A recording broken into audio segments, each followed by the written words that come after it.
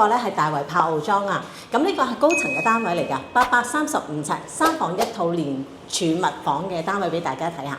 景觀方面咧，呢邊望河景啦，入門口呢個位置已經係儲物房啦。咁再嚟右手邊呢個位置咧就係廚房嘅位置。廚房咧設備都一應俱全啊，雙頭爐啊、焗爐啊、紅酒櫃啊乜都有啦。呢個位置咧前面呢度咧有個工作露台。咁我哋再嚟同大家睇下個廳先啦，廳呈長方形設計啦，都非常之闊落啊！咁呢個位置咧，你預翻可以擺到張餐台，另一邊呢邊咧已經擺咗張梳化喺度噶啦。咁景觀方面咧就非常之靚啊，方向望東北，咁呢邊咧都係望翻河景為主啦。呢個位置有個露台嘅，欣賞風景都唔錯㗎。咁我哋睇咗個主人房先，主人房咧係套房嘅設計。咁再嚟呢邊。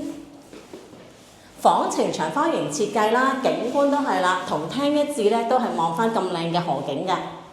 再嚟睇睇個浴室，浴室方面咧，呢邊就係原裝設計交樓標準啦，浴缸嘅設計。咁再同大家睇埋啲房先啦。第一間房咧呈方形設計，景觀全部房咧都係望翻河景為主嘅。咁呢個單位咧放賣同時放租，放租就放緊45,000蚊。咁再嚟睇睇個浴室啦，浴室有窗啦，係光廁㗎，光廁就比較多人中意。